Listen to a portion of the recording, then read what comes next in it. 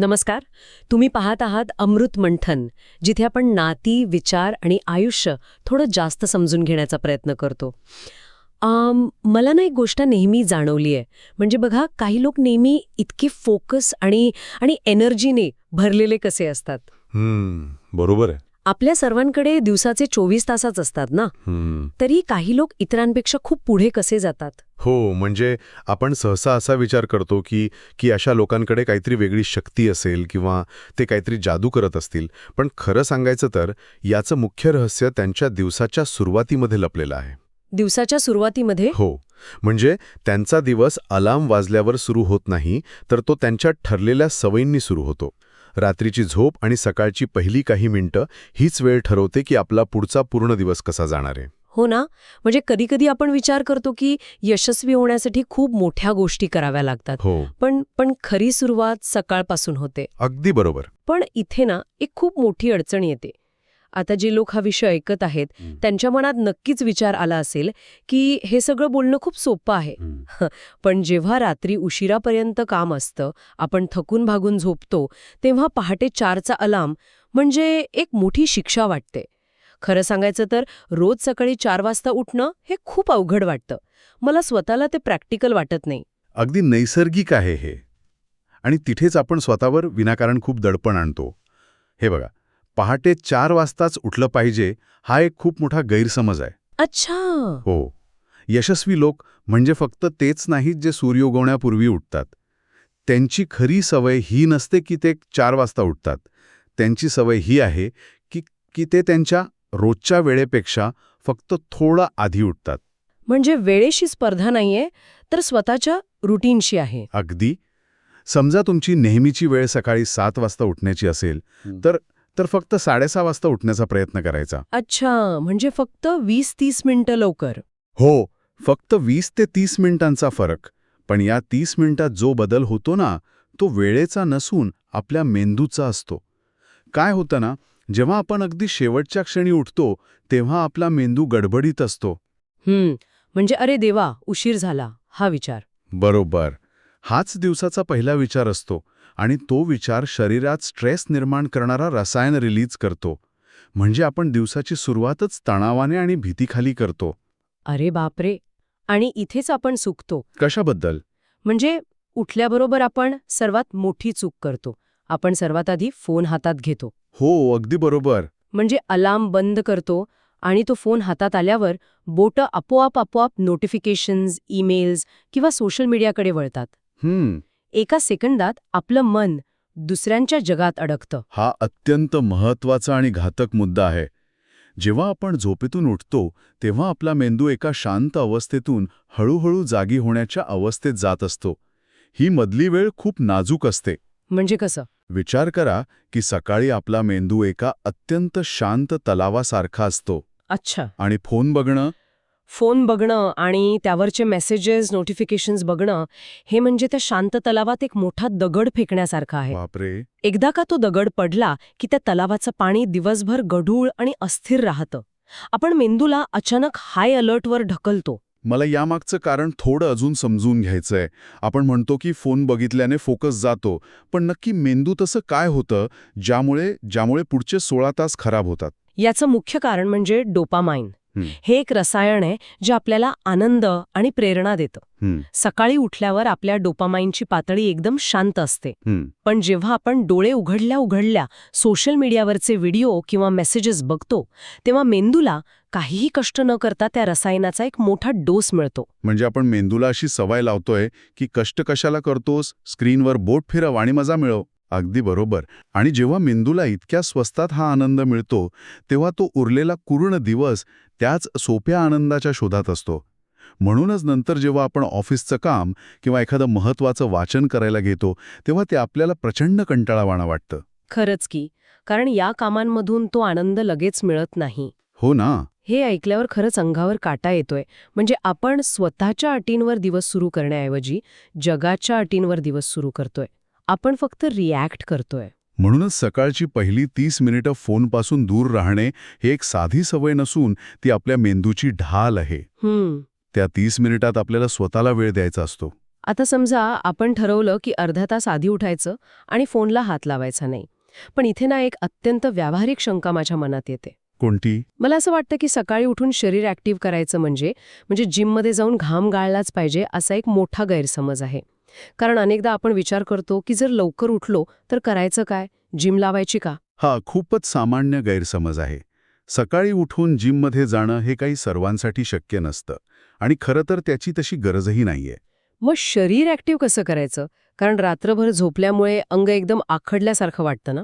हो, आणि त्यासाठी फक्त थोडी हालचाल पुरेशी असते. आपल्या शरीरातून कचरा बाहेर काढणारी एक यंत्रणा असते, पण तिला रक्तासारखा स्वतःचा पंप नसतो. ती फक्त आपल्या शारीरिक हालचालींवर अवलंबून असते. अच्छा, म्हणजे जोपर्यंत आपण हलत नाही तोपर्यंत शरीरातली ती यंत्रणा सुरूच होत नाही. अगदी तसंच. रात्रभर झोपल्यामुळे शरीरात एक प्रकारचा आळस साचलेला असतो. जेव्हा आपण सकाळी फक्त 10 मिनिटे चालतो, थोडं स्ट्रेचिंग करतो, तेव्हा आपण त्या सिस्टमला चालना देतो. हां. रक्तप्रवाह सुधारतो, मेंदूला ऑक्सिजन मिळतो आणि जो रात्रीचा आळस असतो ना, तो शरीरातून बाहेर टाकला जातो. यासाठी भारी उपकरणांची किंवा किंवा तासनतास जिममध्ये घाम गाळण्याची अजिबात गरज नाहीये तर. फक्त शरीर थोडं स्ट्रेच करणं हे देखील मेंदूला सांगतं की चला आता उठण्याची वेळ झालीये. पण खरं सांगायचं तर दुपारपर्यंत ती भली मोठी लिस्ट बघून मलाच फ्रस्ट्रेशन येतं. कधी-कधी वाटतं की ही पद्धत खरंच काम करते का? तुम्ही जो अनुभव सांगितलात ना, तो सर्वांचाच असतो. याला आपण डिसिजन फटीग म्हणजे निर्णयांचा थकवा म्हणू शकतो. आपला मेंदू एका बॅटरीसारखा असतो. हां. जेव्हा आपण 20 कामं समोर ठेवतो, तेव्हा आता नक्की कोणतं काम करू हा विचार करण्यातच ती अर्धी बॅटरी संपून जाते.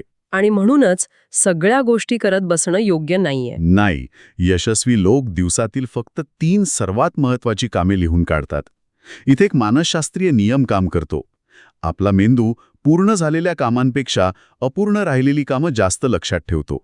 अरे हो, मी कुठेतरी ऐकलं होतं की हॉटेलमधले जे वेटर्स असतात, जोपर्यंत ग्राहकाने बिल दिलं जात नाही, तोपर्यंत पूर्ण ऑर्डर अचूक लक्षात ठेवतात. पण एकदा का बिल दिलं की ते लगेच विसरतात. अगदी बरोबर. तेच तत्व इथे लागू होतं.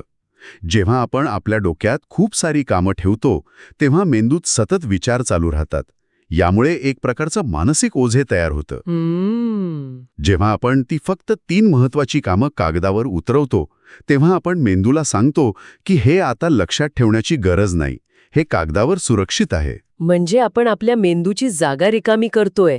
दिशा स्पष्ट झाली की कामं वेगाने होतात आणि आपण त्या 3 कामांवर पूर्ण फोकस लावू शकतो. 100% नियोजन केल्यामुळे मेंदूला स्पष्टता मिळते.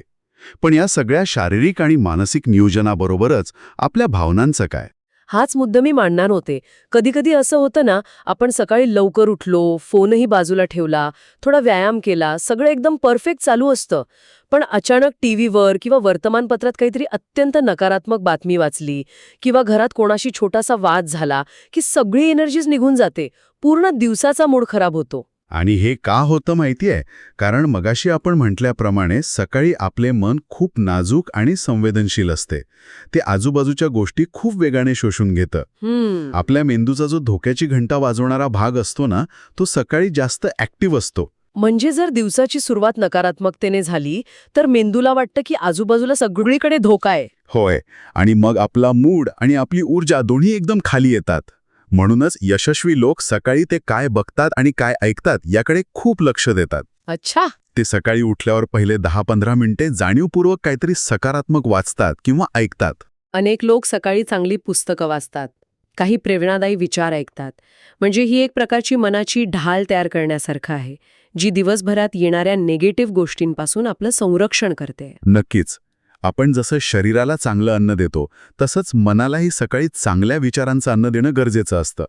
आणि त्यासोबतच आणखी एक गोष्ट अत्यंत महत्वाची आहे, ती म्हणजे शांतता. पण आजकाल सगळीकडे इतका गोंधळ आहे की स्वतःचे विचार ऐकायलाही वेळ मिळत नाही. रस्त्यावर गाड्यांचा आवाज, घरात टीव्हीचा आवाज, सतत वाजणारे फोन. शांतता म्हणजे नक्की काय करायचं? दिवसातील किमान 10 मिनिटे कोणतीही माहिती आत न घेणं. काही लोक प्रार्थना करतात, काही ध्यान करतात, तर काही फक्त एका जागी शांत बसतात. काहीच न करणं हे देखील एक काम असू शकतं.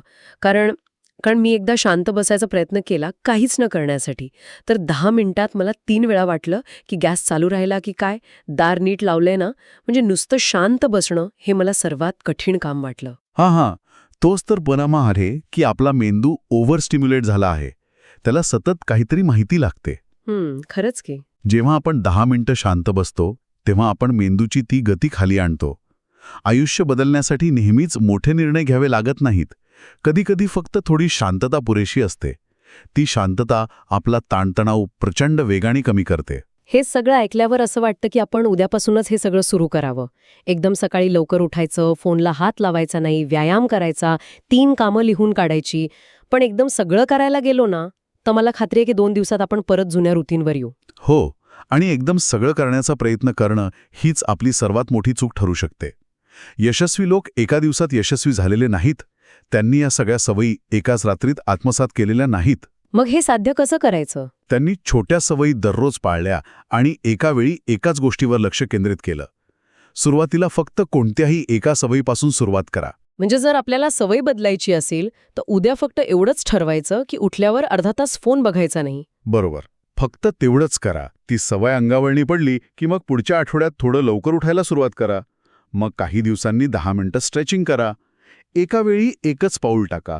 कारण छोट्या बदलांमधूनच मोठे परिणाम मिळतात. अगदी बरोबर. ही कल्पना मला एका पुस्तकातून मिळाली आणि त्या पुस्तकात अशा अजून खूप गोष्टी आहेत. तुम्हाला उपयोगी वाटलं असेल तर हे नक्की तुमच्या लोकांबरोबर शेअर करा. नक्कीच. आपण आज सकाळीच्या सवयींमागचं मानसशास्त्र खूप सोप्या भाषेत पाहिलं. हो, आणि अशाच मनाला भिडणाऱ्या विषयांसाठी अमृत मंथनला सबस्क्राईब करा. जाता जाता आपण एका प्रश्नावर थांबूया.